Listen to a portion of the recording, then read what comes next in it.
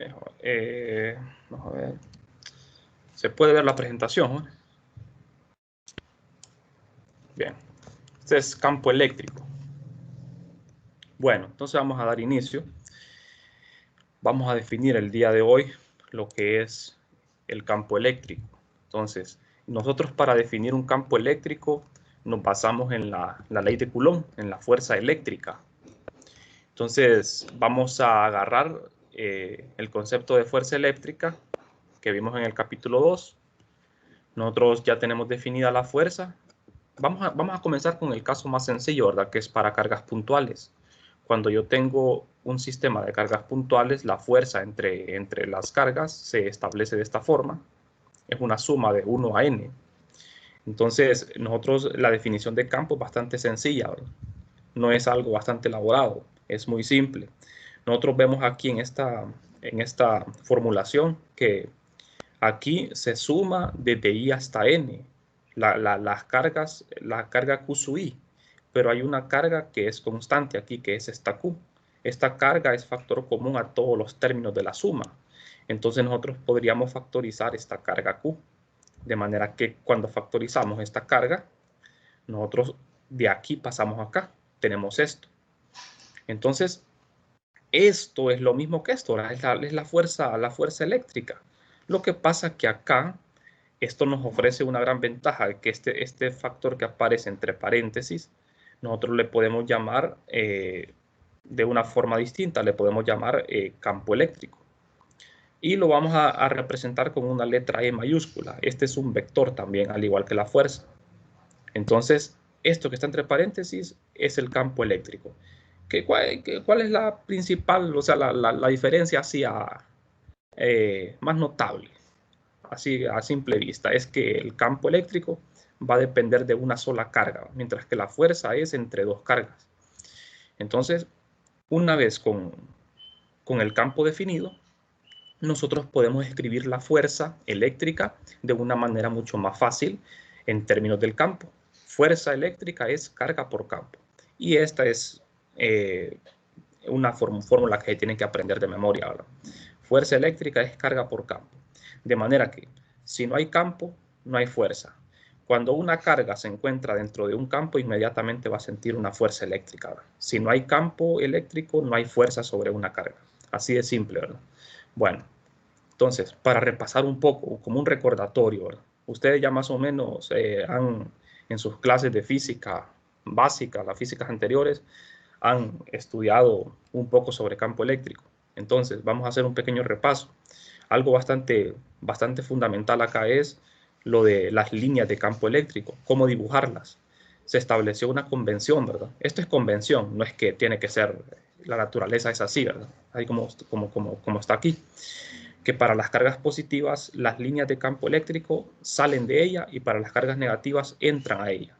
Este es un convenio, porque pudo haber sido al revés, ¿verdad? Entonces, las líneas de campo eléctrico, nosotros ya sabemos cómo dibujarlas por esta convención. ¿De acuerdo? Bien, esto nos va a ser de mucha utilidad. Ahora, nosotros aquí vamos a tener cargas distribuidas en el espacio, ¿verdad? No solamente cargas puntuales. Bien, ¿qué pasa, por ejemplo, cuando definimos el campo eléctrico? Cuando nosotros tenemos un campo eléctrico, el campo tiene una gran ventaja, que como no depende de dos cargas, solamente depende de una carga, a quien se llama la carga fuente. La carga fuente es la que genera un campo. Y para detectar un campo eléctrico, como los campos son invisibles, ¿verdad? Nosotros no podemos sentir el campo eléctrico. No lo podemos sentir, no lo podemos ver. Entonces, ¿de qué manera nosotros podemos detectar un campo eléctrico, la presencia? Lo podemos hacer mediante una carga de prueba. Entonces, si yo tengo una carga, como yo ese campo no lo puedo percibir de ninguna forma, entonces lo que tengo que hacer es utilizar una carga de prueba. Si esa carga de prueba se mueve o experimenta una fuerza, es porque ahí hay un campo eléctrico. ¿De acuerdo? Entonces, la manera de detectar los campos eléctricos es colocando cargas de prueba en el espacio. Y si esas cargas sienten fuerza o se mueven, por decirlo así, es porque ahí hay un campo eléctrico. Es la única forma, ¿verdad? Entonces, aquí nosotros vamos a hablar de carga fuente, como la carga que produce el campo, y la carga de prueba, la carga que detecta el campo. La carga de prueba se coloca en un punto P. el punto P se le llama punto de campo y el punto donde está la carga fuente se le llama punto fuente. Entonces esta es mi carga fuente. Bien, entonces estos son algunos conceptos básicos. Ahora bien, la dirección del campo no necesariamente va a ser la dirección de la fuerza. La fuerza eléctrica puede ir en una dirección y el campo puede ir en otra. Por ejemplo, ustedes ya saben, si esta carga que tengo aquí yo es positiva, en cualquier punto del espacio, el campo va a apuntar hacia afuera de esta carga, porque como es positiva, ¿verdad? Entonces, ¿qué pasa si yo pongo en ese punto de campo, yo pongo una carga positiva? La carga va a tender a repelerse, ¿verdad? Porque esta es positiva y esta es positiva, se repelen, de manera que la fuerza va a ir en la dirección del campo. Pero ¿qué pasa si esta carga fuese negativa? El campo de esta carga siempre apuntaría hacia la derecha, pero la fuerza apuntaría en dirección opuesta. Entonces, campo y fuerza no necesariamente van a ser paralelos, ¿verdad? Pueden ser antiparalelos. Bueno, aquí tenemos también de lo que estoy hablando. Yo tengo cargas, vamos a ver. ¿Para qué me va a servir el campo eléctrico? El campo eléctrico me va a servir a mí para calcular fuerzas. Imagínense ustedes, por ejemplo, ustedes se preguntarán, hay otros campos, no solo el campo eléctrico, está el campo gravitacional, ¿verdad? El campo gravitacional de la Tierra, que tiene un valor de G, ¿verdad? G igual a 9.8 metros por segundo cuadrado, ese es un campo gravitacional. Ustedes dirán, ¿de qué me sirve a mí? ¿Para qué me sirve saber el valor de un campo? El valor del campo nos sirve para calcular fuerza. Por ejemplo, el hecho de que yo sepa el valor de la gravedad en la Tierra me sirve para calcular peso. Entonces, el peso de cualquier objeto en el campo de la Tierra, yo lo encuentro multiplicando el campo por la masa. Masa por gravedad es peso, ¿verdad? Es fuerza. Lo mismo pasa con el campo eléctrico. El hecho de conocer un campo es con el objetivo de calcular una fuerza. Por ejemplo, fíjense bien, yo aquí tengo dos cargas, una positiva, una negativa. Supongamos de que solo están estas cargas, no hay nada más en el espacio, estamos en el vacío. Entonces, esta carga en cualquier punto produce un campo alejándose de ella porque es positiva. Esta carga negativa produce un campo acercándose a ella porque es negativa. Entonces, el punto P, que es el punto de campo, está vacío. ¿Qué pasa si yo en el punto P de campo coloco una carga de prueba? Inmediatamente la carga de prueba siente una fuerza. ¿En qué dirección va a ir la fuerza? Depende del signo de la carga de prueba. Entonces aquí, por ejemplo, la carga de prueba en ambos casos es positiva. Entonces la fuerza aquí sería de repulsión, aquí sería de atracción. ¿De acuerdo? Esto es un concepto bastante clave, ¿verdad? Sencillo, básicos. Entonces, si usted va a conocer un campo, digamos, y nunca va a calcular fuerza, entonces digamos que de nada le sirve conocer el campo.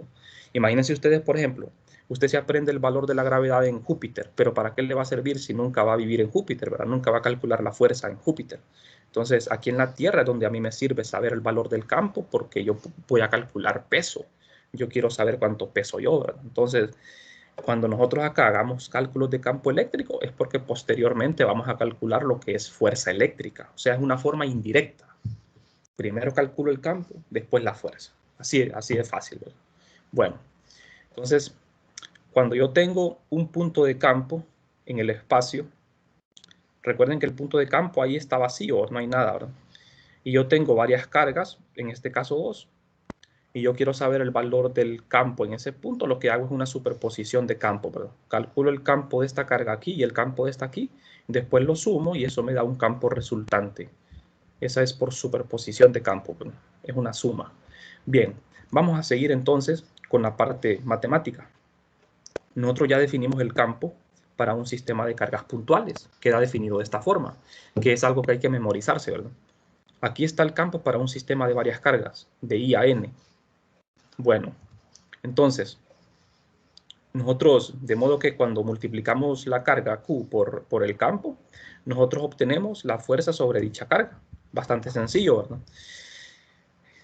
Ahora bien, las unidades del campo son newtons entre coulombs. Simplemente N entre C, newtons entre coulombs. Esas son las unidades del campo. Existen otras unidades para campo eléctrico que vamos a ver más adelante, ¿verdad? Pero por ahora vamos a decir únicamente newtons entre coulombs. Esa es la unidad del campo. Ahora, ¿qué pasa cuando las cargas se encuentran distribuidas de manera continua? Tenemos que cambiar esta sumatoria discreta por una suma continua, que es una integral, ¿verdad? Entonces, vamos a analizar qué pasa. Veamos acá. Aquí lo que tenemos sería una distribución lineal de carga. O sea, carga distribuida en una línea, que no necesariamente tiene que ser recta, ¿verdad? Puede ser cualquier curva. Entonces, al tener una carga distribuida en una línea, realizamos una integración sobre una línea. No una integral de línea, sino sobre una línea, ¿verdad? Hay que tener cuidado en la integral. Fíjense bien el paso de esto a esto. Aquí aparece este factor. El factor que aparece aquí afuera del integrando se llama la constante de Coulomb, ¿verdad? Que se puede escribir como una K o se puede escribir como 1 entre 4pi por epsilon. Esta es la constante de Coulomb.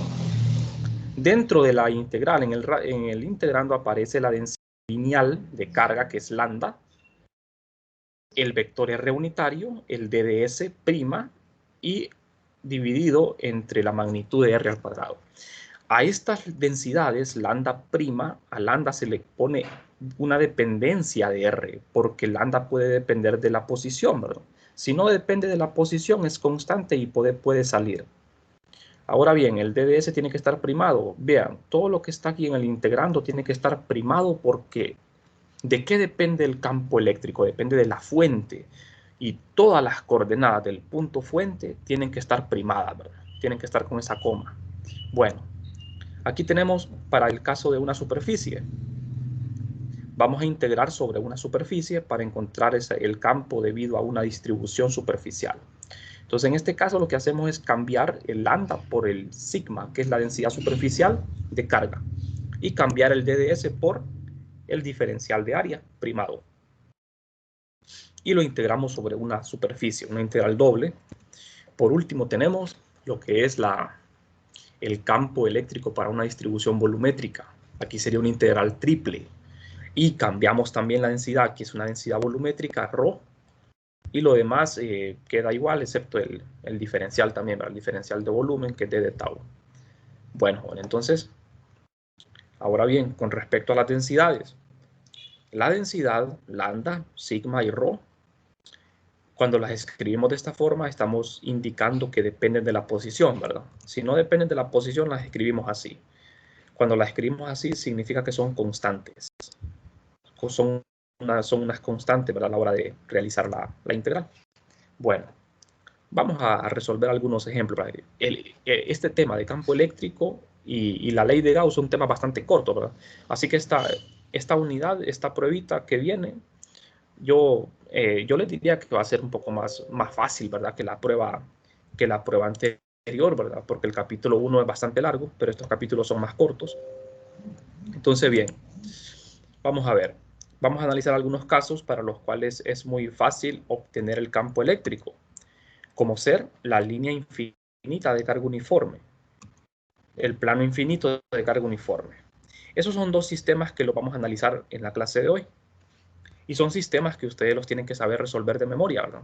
Yo les aconsejo que aprendan a memorizar estos procedimientos, cómo resolverlos, los problemas clásicos, ¿verdad? Porque estos problemas que son clásicos, son problemas que son la base para entender los demás ejercicios, que tienen tal vez un nivel de dificultad más alto.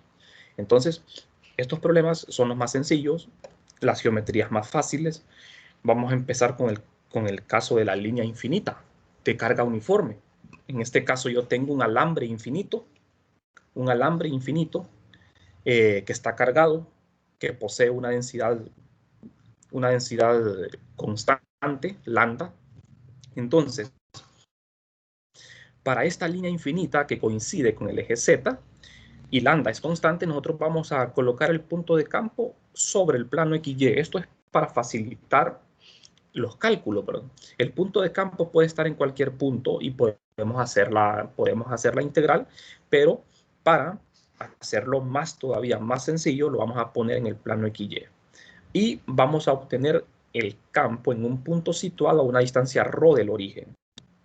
Nosotros para este caso podemos hacer uso de coordenadas cartesianas o cilíndricas, pero vamos a utilizar coordenadas cilíndricas. Es todavía más fácil hacerlo en cilíndricas. Entonces, ¿qué es lo que tenemos acá? Es una línea.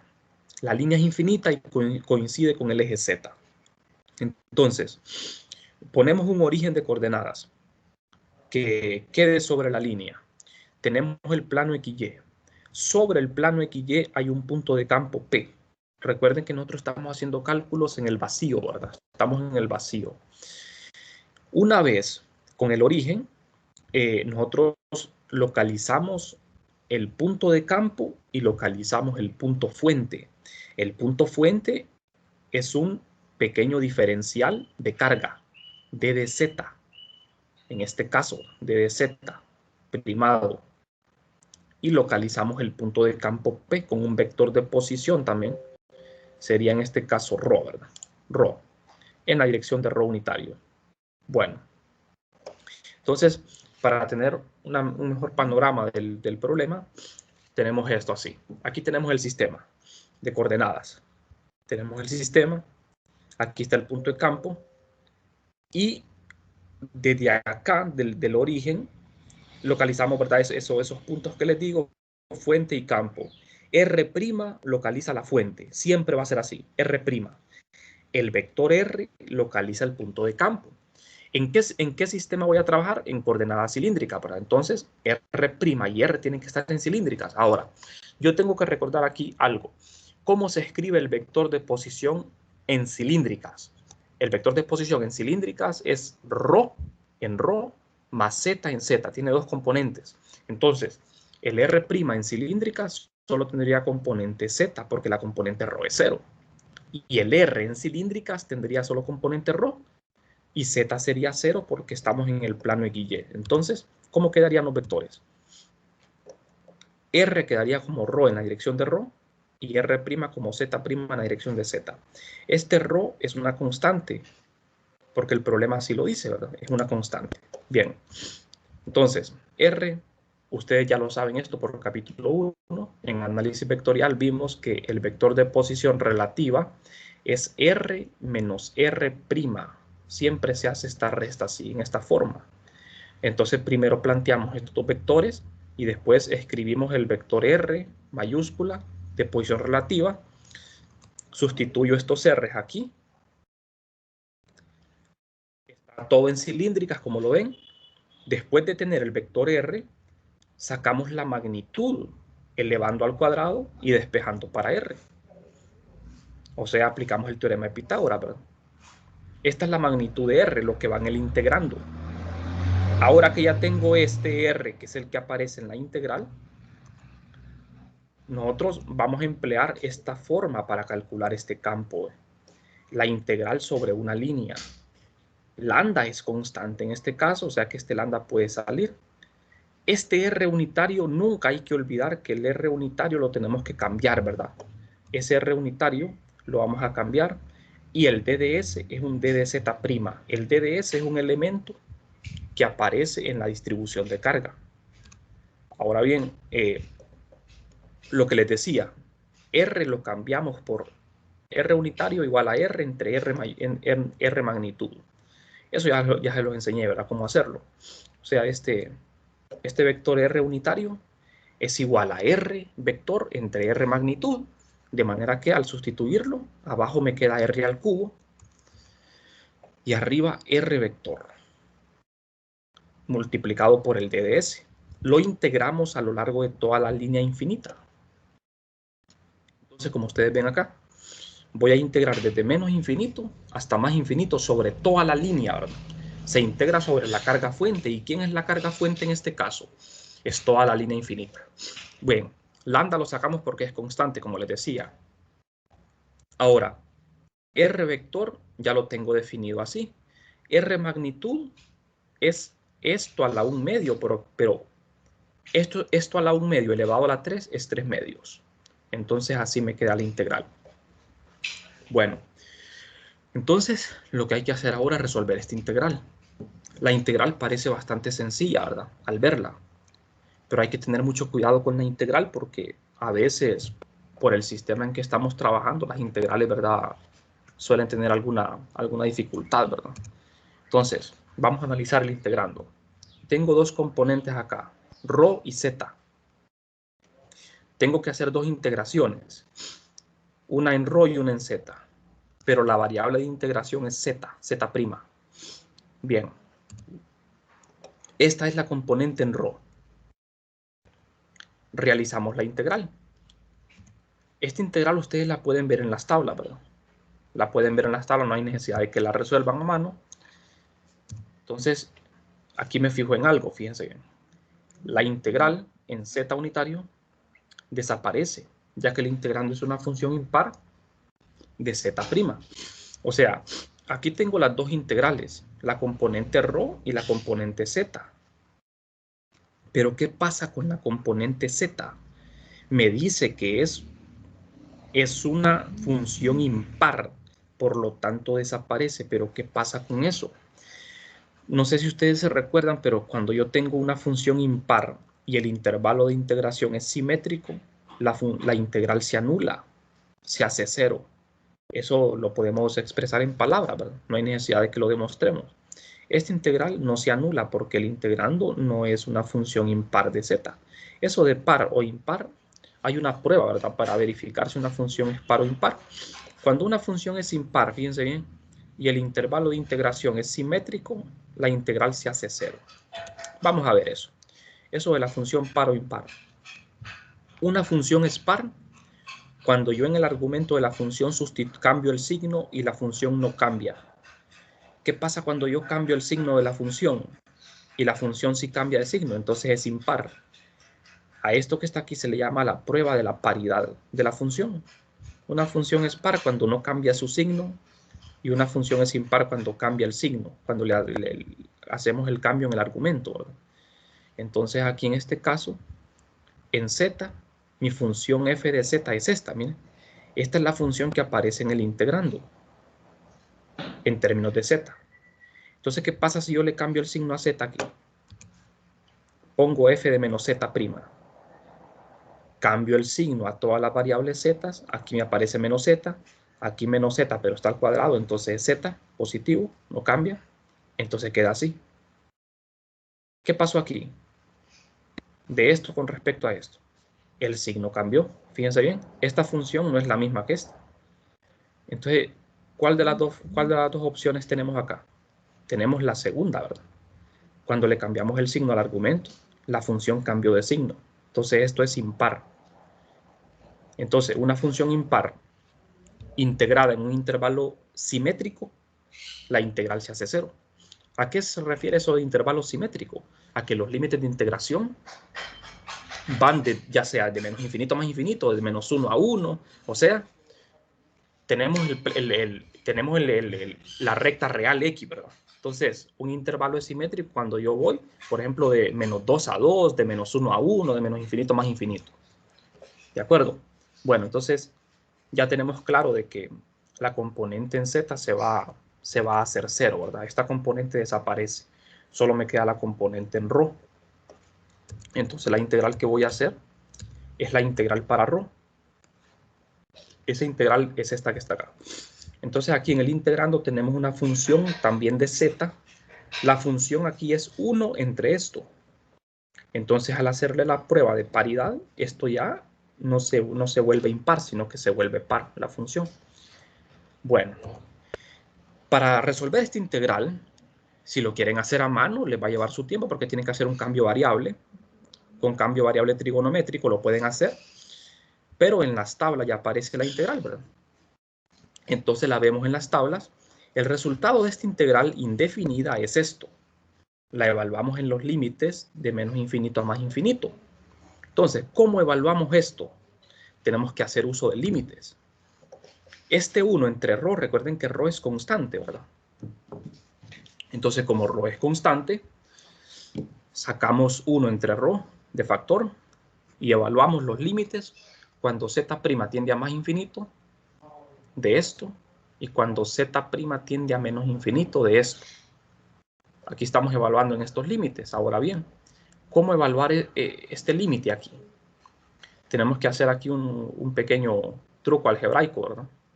Este z cuadrado, factorizarlo en ese radical. Así como está acá, solo que aquí olvidé colocarle la raíz. Aquí hay un error porque aquí va una raíz. Entonces, este truquito es de factorizar z en el radicando y me queda la raíz cuadrada de z cuadrado multiplicado por esto. Y acá también lo mismo. Entonces la raíz de z cuadrado es el valor absoluto de z, ¿verdad? Raíz de z cuadrado es valor absoluto de z por definición. Entonces me queda z' entre la raíz de rho cuadrado entre z cuadrado más 1 en ambas raíces. Ahora bien, lo que cambia acá es la tendencia del límite, ¿verdad? Aquí el límite se va más infinito y acá se va a menos infinito. Entonces, fíjense bien, para evaluar esto, aquí cuando el límite se va más infinito, yo tengo que tomar en cuenta de que aquí hay un valor absoluto. Cuando z solo tiende a valores positivos, el valor absoluto de z es z. Pero cuando z tiende a valores negativos, el valor absoluto de z es menos z, por definición, ¿verdad? Porque un valor absoluto siempre tiene que ser positivo. Entonces, si el valor es negativo, lo tengo que multiplicar por un menos. Eso es algo bastante básico. Entonces, lo que sucede aquí es lo siguiente. Aquí tenemos que multiplicar este z por un menos, y este menos con este menos se hace positivo. De manera que tenemos esto, miren. Entonces, este signo menos, aquí aparecía z. Voy de nuevo. Quito la barra tabular absoluto. Este z se cancela con este z. Acá este z se va a cancelar con este z, pero aquí aparece un signo menos, entonces por eso me queda menos 1, ¿verdad? Por eso este menos 1. Menos por menos da más. Entonces, evaluando el límite aquí, ya al evaluar el límite, ustedes ven que me queda 1 entre raíz de 1, porque rho entre infinito es 0. 1 entre raíz de 1 es 1, menos 1 entre raíz de 1 es menos 1, me queda 1 menos menos 1, eso es 2. De manera que 2 entre rho cuadrado. Eso da este límite. Entonces, ya tenemos resuelto el problema. Ahora bien, una vez con esto, simplemente sustituimos, ¿verdad? El valor de la integral acá y ya tenemos el campo eléctrico. Como ven ustedes, este rho se cancela con este rho. 2 entre 4 es aquí me fallé, ¿verdad? Porque era, creo que aparecía, vamos a ver, un 2, creo que me faltó aquí, porque aquí queda 4. Sí, aquí hay un error, creo. No me acuerdo dónde es que está ese error, pero el resultado está bien. Ahí lo vamos a corregir después. Este resultado es correcto. Aquí tiene que ser un 2 más bien, ¿verdad? Porque este 2 entre 4 sería un medio. Hay que corregir eso ahí. Entonces, este es el campo eléctrico de una línea infinita, jóvenes. Este resultado ustedes lo tienen que saber obtener, ¿verdad? De memoria, paso por paso, porque es un problema bastante común. Es uno de los problemas más básicos que existen de campo eléctrico. Bien, entonces ya tenemos calculado nuestro primer campo eléctrico, que es el de una línea infinita. Este resultado nos va a seguir siendo de gran ayuda en cálculos que vamos a hacer más adelante.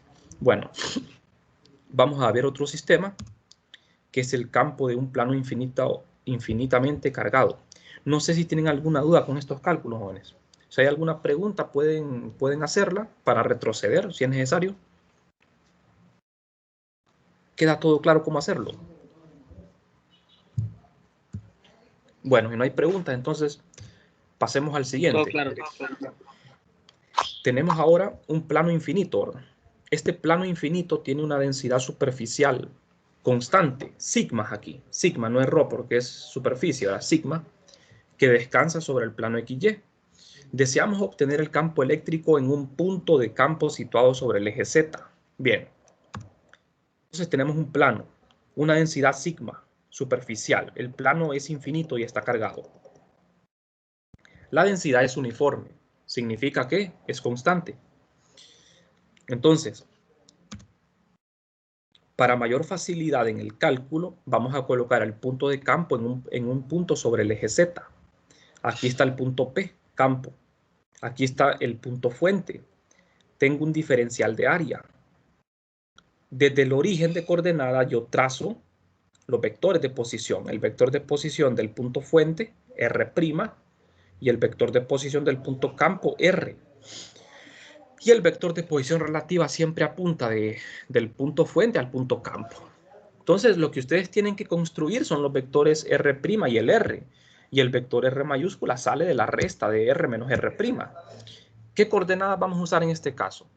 Podemos usar cilíndricas o podemos usar cartesianas, pero vamos a utilizar coordenadas cartesianas, porque recuerden que un plano es cuadrado, ¿verdad? Entonces sale más fácil utilizar coordenadas cartesianas. Entonces vamos a usar coordenadas cartesianas y vamos a utilizar esta fórmula para el campo. Aquí tenemos el campo de una superficie. Este es constante, puede salir. Entonces, los vectores de posición en este caso, el del punto de campo va a ser Z en la dirección de Z. Y el del punto de fuente va a ser X' y Y'. Estamos en cartesiana, ¿verdad? Entonces, con estos dos vectores, yo planteo el vector R, R menos R'.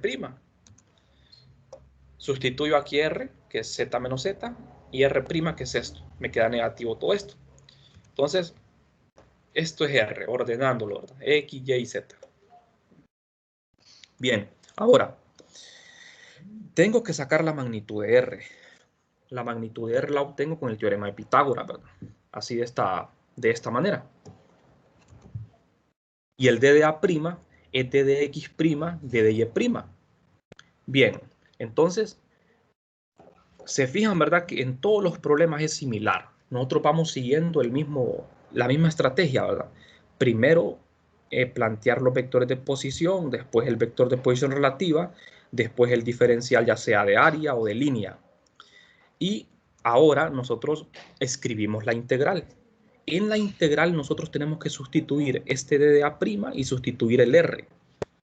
¿De acuerdo? Así de esta forma, miren. Pero recuerden que siempre aquí hay que hacer un cambio. En lugar de R unitario, poner R entre R magnitud. O sea, en vez de poner el R unitario, van a poner este R aquí. Y abajo R magnitud, de manera que me va a quedar R al cubo. Entonces esto queda así. Ahora bien, esto es R al cubo. R está elevado a la 1/2, ¿verdad? R es esto. Elevado a la 3 es 3/2. Por eso aparece el 3/2 acá. Acá aparece el diferencial de área. Bueno, jóvenes. ¿Por qué los límites son infinitos? Porque el plano es infinito. Integramos desde menos infinito a más infinito en X y Y. X y Y son nuestras variables de integración. Z es una constante. Z es la coordenada del punto de campo. Mientras que X' y Y' son las coordenadas de la fuente. Recuerden que todo lo que lleva esa coma pertenece a la fuente. La fuente es la carga. Y lo que no lleva coma es lo que está en el punto de campo. ¿De acuerdo? Entonces, esto que está en el punto de campo, que es Z, se toma como constante de integración. Bien. Entonces aquí nosotros tenemos que realizar 3 integraciones, ¿verdad? En X, Y y Z, 3 integrales. Bien. Entonces, con estas integrales vamos a hacer lo mismo que hicimos en el problema anterior. Analizar lo que es la paridad de las funciones. Eso es para no tener que hacer integración de puro gusto, ¿verdad? Porque ustedes se ponen a hacer integrales largas para darse cuenta que eso les va a dar 0. Entonces, estarían perdiendo su tiempo, ¿verdad? Entonces, aquí nosotros le hacemos una prueba a estas funciones para ver qué componentes desaparecen y cuáles no. Entonces, nosotros tenemos estas 3 integrales. Pero las componentes X y Y, esta X y Y, desaparecen, ya que el integrando es una función impar en X' y Y', por el mismo argumento anterior. Miren, fíjense bien, los intervalos de integración son simétricos. Simétrico, ya le dije lo que significa, ¿verdad? Que voy de un número negativo al mismo número pero positivo. O sea, eso es simetría, ¿verdad? Entonces, la función en X' y en Y', ambas son impares. Fíjense bien, solo voy a hacer un ejemplo aquí. Para la función f de x es X', quitando este signo menos, quitémosle el menos, entre el denominador. Esa es la función en X. ¿Qué pasa si yo le cambio el signo al argumento, que es X? La función me cambia de signo. ¿De acuerdo? Entonces es impar. Y el intervalo es simétrico, significa que al hacer esta integración va a desaparecer. Lo mismo pasa con la y. Entonces, ¿qué significa? Que solo voy a tener componente en z. La componente en z. Tenemos la densidad constante. Esta es la componente en z. Entonces, hacemos esta integral. Pero este z puede salir de aquí porque es constante, ¿verdad? Y acá me quedaría el denominador donde aparecen las dos variables de integración. Bien. El orden en que vamos a realizar esta integral no importa. Ustedes pueden hacer primero la integral en x o en y'. Eso no importa, ¿verdad? El orden. Hagamos primero la integración en y. Entonces, al hacer primero la integral en y, agarramos esta integral, la buscamos en las tablas. Pero antes de buscarla en las tablas, ustedes tienen que hacer una simplificación, ¿verdad? Porque en las tablas no la van a encontrar así. Tienen que hacer, como estoy integrando en y, z y x son constantes. Z y x son constantes. Entonces, hacemos a cuadrado igual a z cuadrado más x cuadrado. De manera que esto me queda así. A es una constante. Esta integral la pueden encontrar en las tablas. De manera que esta integral es idéntica a la que hicimos en el problema anterior. Entonces, por eso solo les pongo el resultado. Esta integral produce 2 entre a cuadrado, donde a cuadrado es esto, miren. ¿De acuerdo? Pero ¿quién es a cuadrado? Es z cuadrado más x' cuadrado. Entonces, esto lo sustituyo acá, ¿ve? Lo sustituimos aquí y hacemos la última integral en x'. Esta z es una constante. Así. Entonces, esta integral también la pueden encontrar en las tablas. ¿De acuerdo? Esta es una integral en x'. Es una integral diferente a esta, porque esta en el denominador no aparece ese exponente 3/2. Esta integral, si la hacen en matemática o la buscan en las tablas, es 1 entre z por la tangente inversa de x' entre z. Solo que tenemos que evaluarla. Eso de evaluar es tarea de nosotros, ¿verdad? Eso lo tienen que hacer ustedes en los exámenes. Entonces, al evaluar esto, tienen que recordar que la tangente inversa, la gráfica, la tangente inversa de más infinito y de menos infinito, produce lo que es un valor, ¿verdad? Que por las asíntotas que tiene la tangente, ¿verdad? La tangente de más infinito inversa es pi medios y la tangente inversa de menos infinito es menos pi medios. Entonces, ahí pueden ver de que eso me queda pi sobre z. Ese es el resultado de toda la integral larga que ustedes vieron, ¿verdad? Entonces, al sustituir este resultado, me queda así. El campo eléctrico es esto. De esta forma. Aquí este pi se cancela con este pi, z se cancela con este z, y el resultado se simplifica bastante. De manera que ese es mi campo, de un plano infinito, solo infinito, ¿verdad? Bien, este resultado nosotros lo tenemos que generalizar para incluir tanto arriba como abajo del plano. Porque, ¿qué pasa? Este cálculo que yo acabo de hacer solo incluye la parte superior del plano, porque yo el punto de campo lo tomé sobre el eje z positivo. Pero ¿qué pasa si yo quiero incluir debajo del plano? Entonces tengo que generalizar este resultado. Aquí no está general. ¿Qué voy a hacer entonces? Arriba del plano donde z es positivo, yo tengo este resultado. Pero abajo del plano donde z es negativo, le cambiamos el signo. ¿Por qué? Porque z apuntaría en la dirección negativa. Entonces, estos dos resultados juntos me dan un resultado general. Y yo lo puedo agrupar esto en uno solo. Estos dos resultados en uno solo son esto. Y ustedes ven, aquí ya no aparece lo que es el signo, más o menos. Lo que aparece es un valor absoluto. Es z entre valor absoluto de z. Es sigma entre 2 épsilon. Z entre valor absoluto de z. Fíjense bien, z entre valor absoluto de z siempre es 1 o menos 1, dependiendo de si z es positivo o negativo. Encima del plano donde z es positivo, el valor absoluto de z, ¿cómo es? Positivo. Solo quito las barras. Debajo del plano donde z es negativo, z es negativo porque tengo que multiplicarlo por menos. Porque por definición de valor absoluto no puede ser negativo, ¿verdad? Entonces, esto es escrito de esta forma, resume estos dos resultados. Entonces, cuando yo tenga un plano infinito, el campo se va a escribir de esta forma. Esta es la forma general, ¿de acuerdo? Esta es la forma más general. Entonces, el campo luciría de esta forma, jóvenes. Para un plano infinito, Si la densidad del plano es constante, que es positiva, las líneas de campo siempre van a ser verticales y van a apuntar alejándose del plano. ¿Qué pasaría si el campo fuese negativo? El plano. Solo le damos vuelta a las flechas apuntarían hacia el plano. Bueno, jóvenes, eso sería todo por la clase de hoy. No sé si hay alguna pregunta o comentario para poder aclararlo. Entonces, los dos problemas de hoy, el del plano infinito y el de la línea infinita, ustedes tienen que aprendérselo de memoria, tienen que aprender a resolverlo, porque son problemas básicos que los van a seguir haciendo en todo lo que resta de la clase.